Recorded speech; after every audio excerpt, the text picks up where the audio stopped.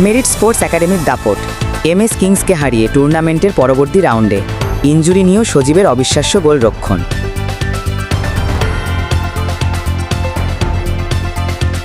পুরো ম্যাচ জুড়েই merit sports একাডেমির খেলোয়াড়রা তাদের প্রতিভা ও দক্ষতা দেখিয়েছেন।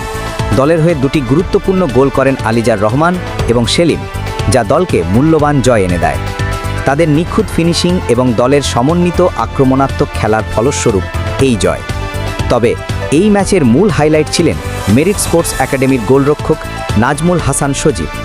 হাঁটুতে ইনজুরি নিয়ে মাঠে নামা সত্ত্বেও তিনি গোলবারের নিচে এক অবিশ্বাস্য দায়িত্ব পালন করেন। এমএস কিংসের বেশ কয়েকটি নিশ্চিত গোলের প্রচেষ্টা একাই রুখে দেন তিনি।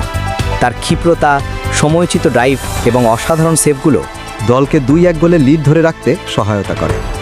ইনজুরিকে উপেক্ষা করে সজীবের এই ডেডিকেশন দলের বাকি সদস্যদের অনুপ্রাণিত করে। মাঠে তার উপস্থিতি ছিল মেরিট স্পোর্টস একাডেমির জয়ের প্রধান স্তম্ভ।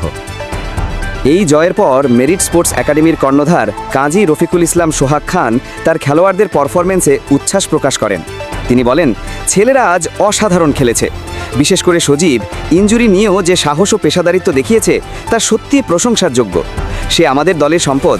আমি বিশ্বাস করি এই দল টুর্নামেন্টে আরও অনেক দূর যাবে। সোহাগ খান আরও যোগ করেন, খেলোয়াড়দের শারীরিক এবং মানসিক বিকাশে তার একাডেমি সবসময় পাশে থাকবে।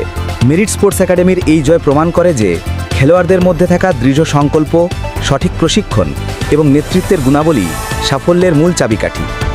সজীবের আত্মত্যাগ এবং আলিজা ও সেলিমের গোলগুলি টুর্নামেন্টে তাদের পথচলাকে মসৃণ করে তুলল। এখন দেখার পালা পরবর্তী রাউন্ডে তারা কেমন পারফর্ম করে। হারুন ও রশিদ, দিগন্ত নিউজ।